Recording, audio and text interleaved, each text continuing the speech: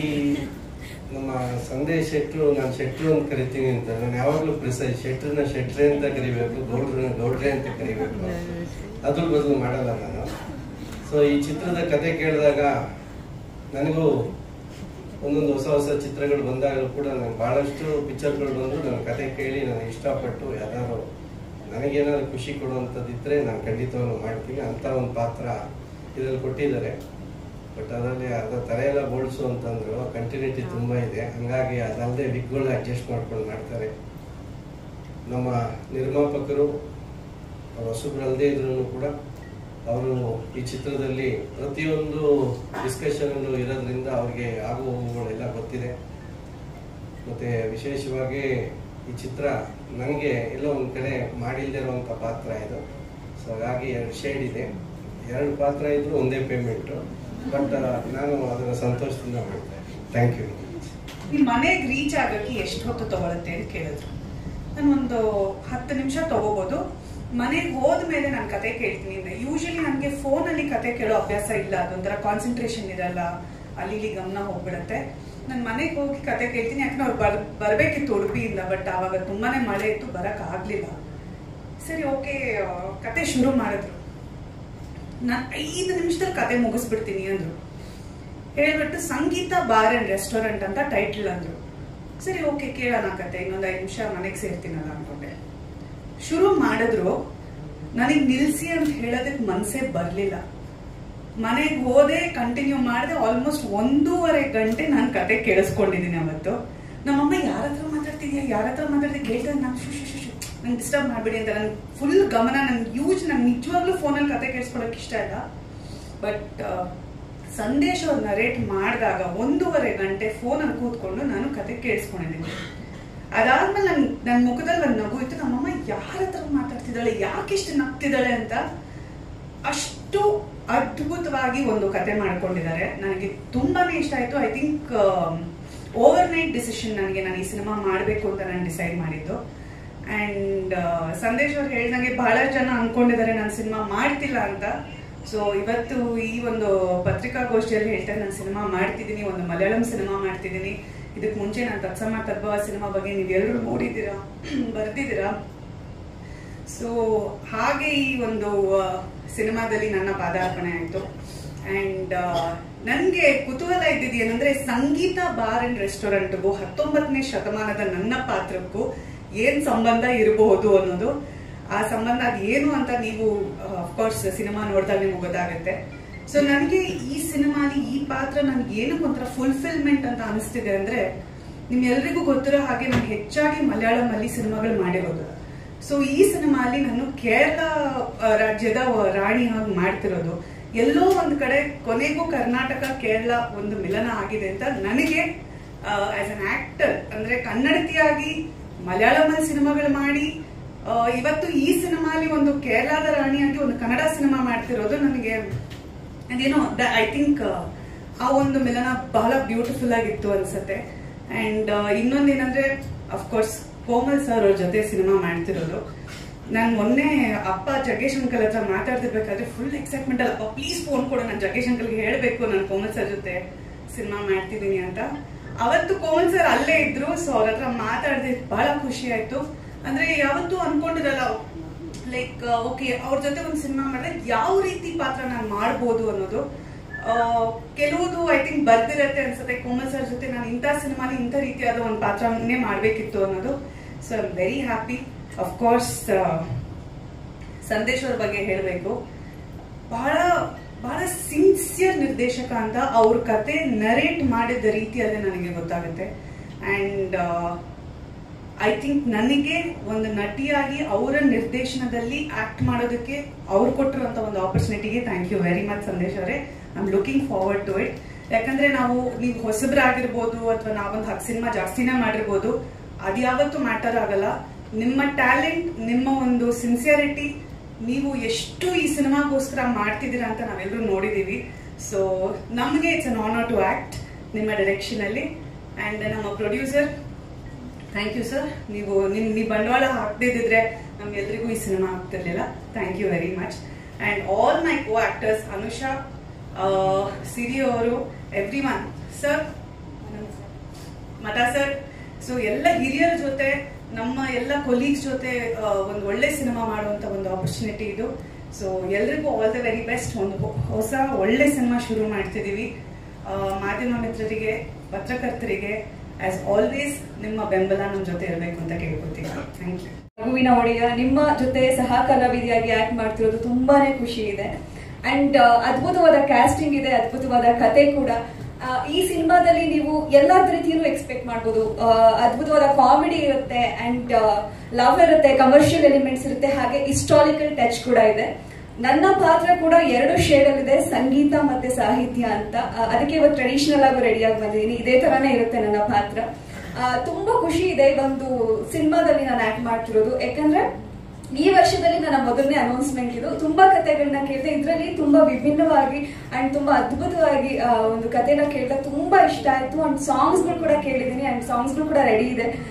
ಅಷ್ಟೇ ಅದ್ಭುತವಾಗಿ ತುಂಬಾ ಇಂಪಾಗಿದೆ ಸಾಂಗ್ಸ್ ಎಲ್ಲ. ಅಂಡ್ ನಮ್ಮ ಡೈರೆಕ್ಟರ್ ಸರ್ ತುಂಬಾ respectful person and very professional ಅಂತಾನೆ ಹೇಳ್ಬೋದು.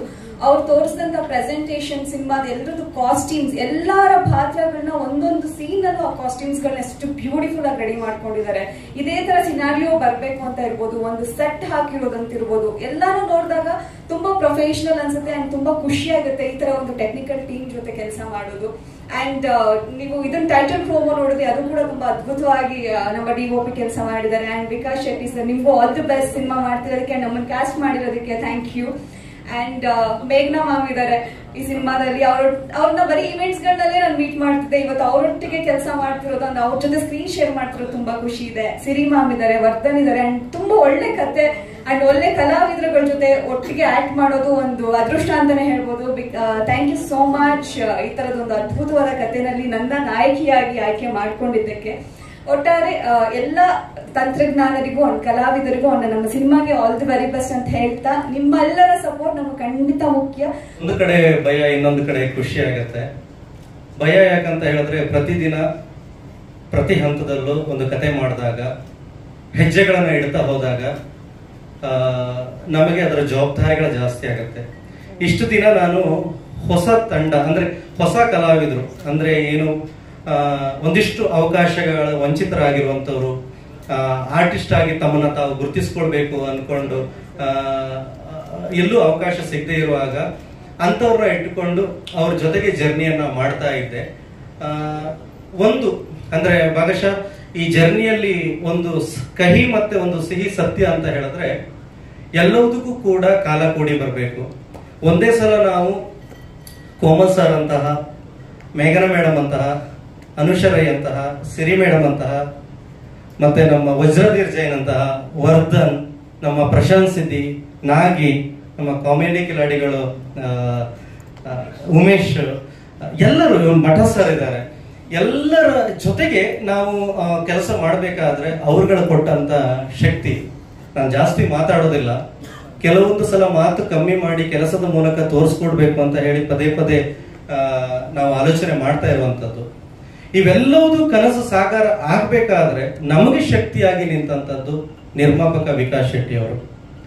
ಪ್ರತಿ ಸಲ ಪ್ರತಿ ಡೈರೆಕ್ಟರ್ ಹೊಗಳೋದು ಫಸ್ಟ್ ಪ್ರೊಡ್ಯೂಸರ್ ಅನ್ನೇ, ಬಟ್ ನಾ ಪ್ರೊಡ್ಯೂಸರ್ ಅನ್ನ ಹೊಗಳಕ್ ಹೋಗೋದಿಲ್ಲ. ಯಾಕಂತ ಹೇಳಿದ್ರೆ ಪ್ರೀತಿಯಿಂದ ಇಷ್ಟವಾಗಿ ಪ್ರತಿ ಹಂತದಲ್ಲೂ ಡಿಸ್ಕಷನ್ ಮಾಡಿ ಒಂದು ಸಿನಿಮಾವನ್ನ ಕತೆ ಮಾಡಿ, ಅದನ್ನ ಚಿತ್ರಕಥೆ ಮಾಡಿ, ಅದಕ್ಕೆ ಬೇಕಾದಂತ ಡೈಲಾಗ್ಗಳನ್ನ ಪೋಣಿಸಿ ನಂತರ ಜನರ ಮುಂದೆ ತರಲಿಕ್ಕೆ ಬೇಡ ತುಂಬಾ ಟೈಮ್ ತಗೊಂಡು ನಾವು ಬಂದಿದ್ದೀವಿ. ಒಟ್ಟಾರೆಯಾಗಿ end of the day Sangeetha bar and restaurant ಇದು ದೇವರ ತಾಣ, ಈ ಟೈಟಲ್ ಮತ್ತು ಟ್ಯಾಗ್ ಲೈನ್ ಇಟ್ಕೊಂಡು ನಾವು ಬರ್ತಾ ಇದ್ದೀವಿ. ಮುಖ್ಯವಾಗಿ ಈ ಸಿನಿಮಾ ನನಗೆ ತುಂಬಾ ಚಾಲೆಂಜಿಂಗ್ ಇದೆ. ಯಾಕಂತ ಹೇಳಿದ್ರೆ ಇದು ಒಂದು ಕತೆ ಅಲ್ಲ, 2 ಕತೆ.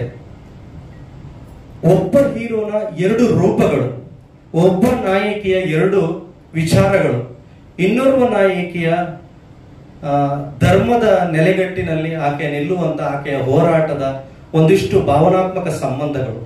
ಇವನ್ನೆಲ್ಲವನ್ನ ನಾನು ಹೇಳಕ್ ಹೊರಟಿರುವಂತದ್ದು ಈ ದಿಗ್ಗಜ ನಟರನ್ನ ಇಟ್ಕೊಂಡು.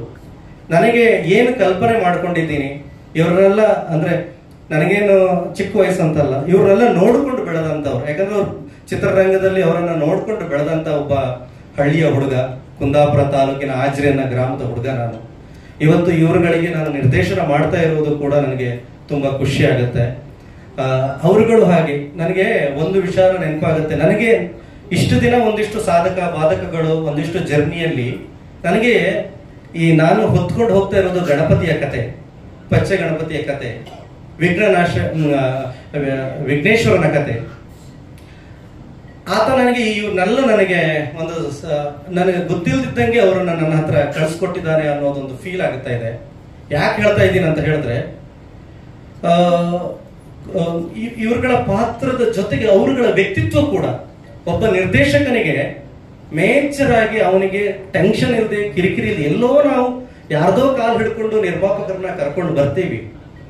ಆದ್ರೆ ಅಲ್ಲಿ ಆ ಪಾತ್ರವನ್ನ ಮಾಡುವಂತ ಕಲಾವಿದರು ನಮ್ಗೆ ಇರಿಟೇಷನ್ ಮಾಡಿದಾಗ, ಕಿರಿಕಿರಿ ಮಾಡಿದಾಗ ತುಂಬಾ ಬೇಜಾರಾಗತ್ತೆ, ತುಂಬಾ ಮನ ನೋಯುತ್ತೆ. ಯಾಕೆ ಗುರು ಚಿತ್ರರಂಗಕ್ಕೆ ಬಂದೆ ಅನ್ನೋ ಫೀಲು ಕೂಡ ಆಗುತ್ತೆ.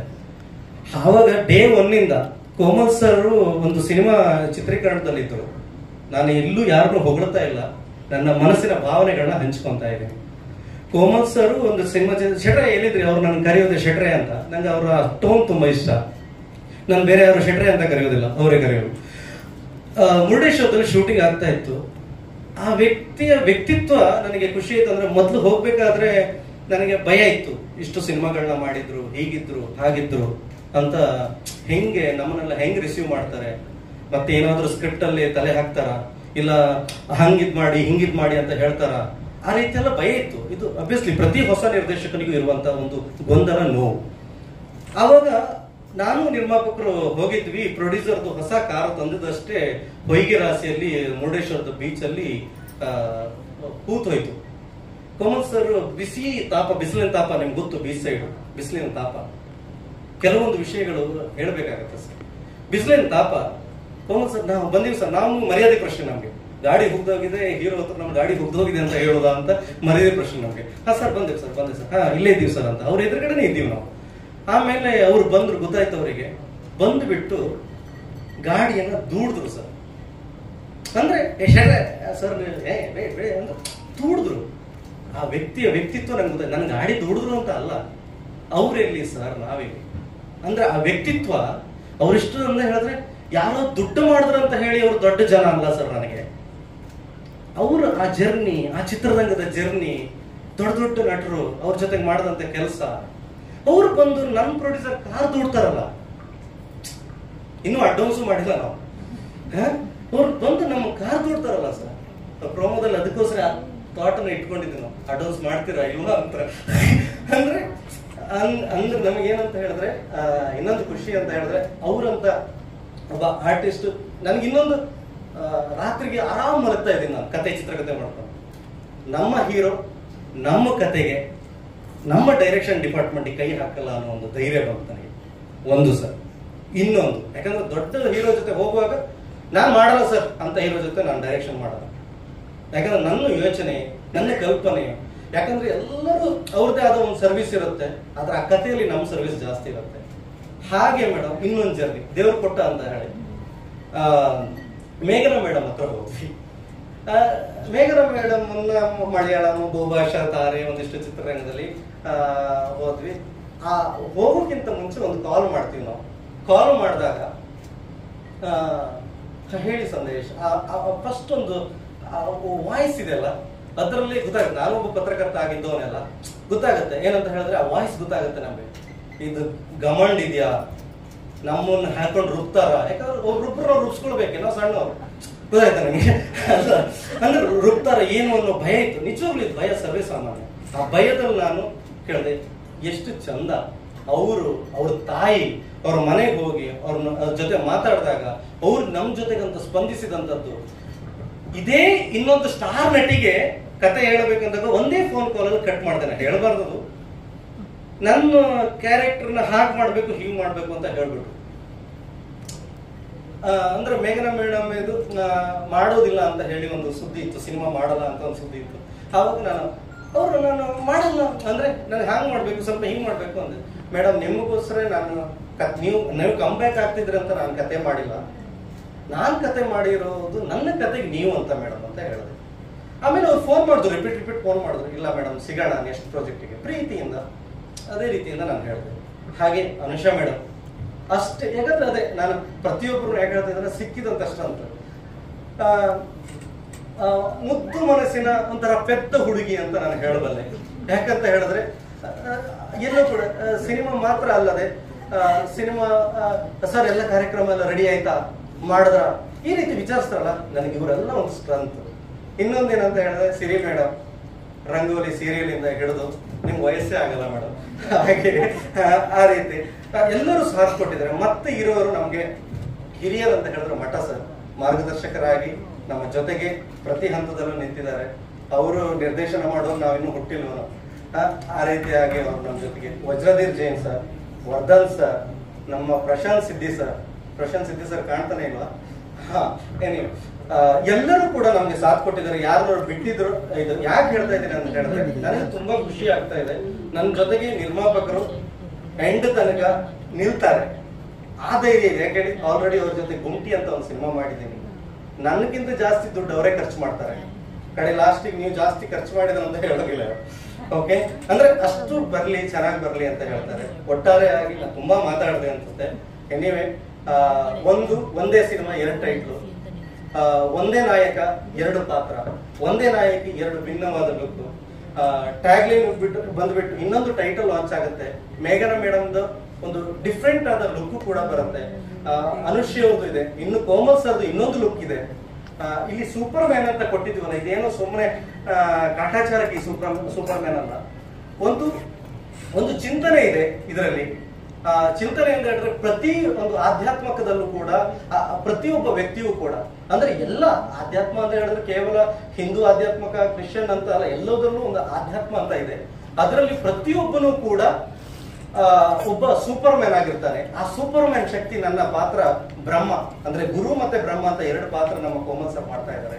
ಅದರಲ್ಲಿ ಮೊದಲನೇದು ಅಟ್ರ್ ಫ್ಲಾಪ್ ಡೈರೆಕ್ಟರ್ ಪಾತ್ರ ಮಾಡ್ತಾ ಇದ್ದಾರೆ ಕೋಮಲ್ ಸರ್, ಗುರು ಅಂತ ಹೇಳಿ. ಇನ್ನೊಂದು ಪಾತ್ರ ಬ್ರಹ್ಮ ಅಂತ ಮಾಡ್ತಾ ಇದ್ದಾರೆ. ಅದು ಎಲ್ಲದೂ ಮುಂದಿನ ದಿನದಲ್ಲಿ ಹೇಳ್ತೀನಿ. ಸಂಗೀತ ಬಾರ್ ಅಂಡ್ ರೆಸ್ಟೋರೆಂಟ್ ಬಗ್ಗೆ ಮಾತಾಡಬೇಕು ಅಂದ್ರೆ ಸ್ಕ್ರಿಪ್ಟ್ ಅನ್ನ ತುಂಬಾ ಸಾಧಾರಣ 1 ಇಯರ್ ಇಂದ ನಮ್ಮ ಡೈರೆಕ್ಟರ್ ಮತ್ತು ಅವರ ಸಮಸ್ತ ಎಂಟೈರ್ ಟೀಮ್ ಬಹಳ ಇಷ್ಟಪಟ್ಟು ಅದನ್ನು ತುಂಬಾ ಸ್ಟ್ರಾಂಗ್ ಆಗಿ ರೆಡಿ ಮಾಡ್ಕೊಂಡಿದ್ದಾರೆ. ತುಂಬಾ ಯುನಿಕ್ ಆದಂತ ಕಾನ್ಸೆಪ್ಟ್, 2 ಶೇಡ್ ಅಲ್ಲಿ ಕೊಡ್ಬೇಕಂತ. ಹಾಗೆ ನನಗೂ ಕೂಡ ನಂದು 2ನೇ ಪ್ರೊಡಕ್ಷನ್. ಮೊದಲನೇದು ಕೂಡ ಸಂದೇಶ ನನ್ನ ಜೊತೆಯಲ್ಲೇ ಮಾಡಿದ್ದು. ಸೊ ಇದು ಸಂಗೀತ ಬಾರ್ ಅಂಡ್ ರೆಸ್ಟೋರೆಂಟ್ ಎಲ್ಲ ನಮ್ಮ ಕರ್ನಾಟಕದ ಜನತೆಗೆ ಒಂದು ಒಳ್ಳೆ ಕಿಕ್ ಕೊಡ್ತದೆ ಅಂತ ನನಗೆ ಕಾನ್ಫಿಡೆನ್ಸ್ ಇದೆ. ನಿಮ್ಮೆಲ್ಲರ, ವಿಶೇಷವಾಗಿ ಮಾಧ್ಯಮದವರ ಸಹಕಾರ, ಸಪೋರ್ಟ್ ದೊಡ್ಡ ಮಟ್ಟದಲ್ಲಿ ನಾವು ಎಕ್ಸ್ಪೆಕ್ಟ್ ಮಾಡ್ತಾ ಇದ್ದೀವಿ. ನಮ್ಮೆಲ್ಲರ ತಂಡ ಎಕ್ಸ್ಪೆಕ್ಟ್ ಮಾಡ್ತಾ ಇದ್ದೀವಿ. Thank you so much. ನನಗೆ ಖುಷಿ ಆಗಿದ್ದು ನನ್ನ ಕ್ಯಾರೆಕ್ಟರ್ ಅಂದ್ರೆ ಸಿರಿನ ಈ ತರ ನೋಡಿ ಈಗ ಈ ಸಿನಿಮಾ ಆ ಪಾತ್ರಕ್ಕೆ ಇವ್ರ ಕೈಲಿ ಮಾಡಿಸಬಹುದು ಅನ್ನೋ ಆಲೋಚನೆ ಬಂತಲ್ಲ. ಥ್ಯಾಂಕ್ ಯು ಸಂದೇಶ್ ಅವರೇ, ಥ್ಯಾಂಕ್ ಯು ಸೋ ಮಚ್. ಕಲಾವಿದರಿಗೆ ಯಾವ ಪಾತ್ರ ಕೊಟ್ಟರು ಅಭಿನಯಿಸುವಂತ ಒಂದು ಟ್ಯಾಲೆಂಟ್ ಇರುತ್ತೆ, ಆದ್ರೆ ಅದನ್ನ ಗುರುತಿಸೋದು ಬಹಳ ಮುಖ್ಯ ಆಗತ್ತೆ. ಆ ಕೆಲಸ ನೀವು ಮಾಡಿದೀರಾ, ಬಹಳ ಸಂತೋಷ ಆಯ್ತು. ತುಂಬಾ ಖುಷಿಯಿಂದ ನಾನು ಈ ಪಾತ್ರನ ಮಾಡ್ತಾ ಇದ್ದೀನಿ. ನನ್ನ ಹೆಸರು ಲಕ್ಷ್ಮೀಪ್ರಿಯಾ. ನಂದು ಇದು 2ನೇ ಸಿನಿಮಾ. ನನಗೆ ಈ ಆಪರ್ಚುನಿಟಿ ಕೊಟ್ಟಿರೋ ಸಂದೇಶ್ ಶೆಟ್ಟಿ ಸರ್ಗೆ ನಮಸ್ಕಾರ. So thanks for giving this opportunity sir.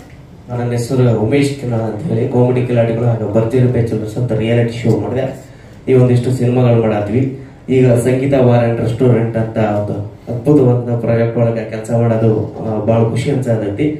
Sandesh ಸರ್ಗೆ ಥ್ಯಾಂಕ್ ಯು ಹೇಳಕ್ ಇಷ್ಟಪಡ್ತೀನಿ. ಹಾಗೆ ಕೋಮಲ್ ಸರ್ ಜೊತೆ ಆಕ್ಟಿಂಗ್ ಮಾಡ್ತಾ ಇರೋದು ಬಹಳ ಖುಷಿ ಅನ್ಸತೈತಿ. ಎಲ್ರಿಗೂ ನಮಸ್ಕಾರಗಳು.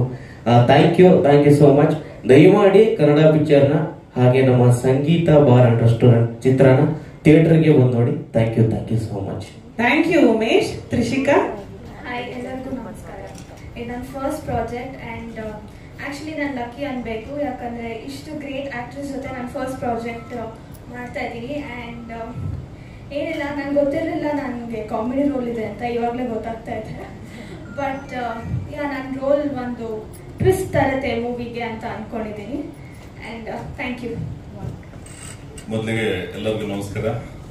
ಸರ್ ನಮಸ್ತೆ, ಮೇಡಮ್ ನಮಸ್ತೆ, ಸಂದೇಶ್ ಸರ್ಗೆ ಹಾಗೆ ಮೀಡಿಯಾದ ಎಲ್ಲರಿಗೂ ನಮಸ್ಕಾರ. ಸಂಗೀತ ಬಾರ್ ಅಂಡ್ ರೆಸ್ಟೋರೆಂಟ್ ಒಂದು ದೊಡ್ಡ ಜವಾಬ್ದಾರಿ ಕೊಟ್ಟಿದ್ದಾರೆ ಡೈರೆಕ್ಟ್ರು. ಅವರ ನಂಬಿಕೆ ಉಳಿಸ್ಕೋತೀನಿ. ಆ ಪಾತ್ರಕ್ಕೆ ಅವರಿಂದ ಹಾಗೆ ಮಿಕ್ಕಿರೋ ದೊಡ್ಡ ದೊಡ್ಡ ಕಲಾವಿದರು ಎಲ್ಲ ಇದ್ದಾರೆ, ಅವ್ರ ಹತ್ರ ಎಲ್ಲ ಕೇಳಿ ತಿಳ್ಕೊಂಡು ಆ ಪಾತ್ರ ನಿಭಾಯಿಸುವ ಒಂದು ಕೆಲಸ ಮಾಡ್ತೀನಿ. ಸೊ ಪಾತ್ರದ ಬಗ್ಗೆ ಈಗ ಇಷ್ಟೇ ಹೇಳ್ಬೋದು. ಬಟ್ ತುಂಬಾ ಚೆನ್ನಾಗಿದೆ, ತುಂಬಾ ಒಂದು ಜವಾಬ್ದಾರಿನ ಕೊಟ್ಟಿದ್ದಾರೆ. ಸಿನಿಮಾ ಕಥೆನೂ ತುಂಬಾ ಇಷ್ಟ ಆಯ್ತು ನನಗೆ. ಸೊ ನಿಮ್ಮೆಲ್ಲರ ಆಶೀರ್ವಾದ ಇರಲಿ, ನಮ್ಮ ಸಿನಿಮಾಗೆ ಹಾರೈಸಿ ಅಂತ ನಿಮ್ಮ ಹತ್ರ ಎಲ್ಲ ಕೇಳ್ಕೊತೀನಿ. ಹಾಗೆ ತಂಡಕ್ಕೆ ಒಳ್ಳೇದಾಗ್ಲಿ. Thank you very much.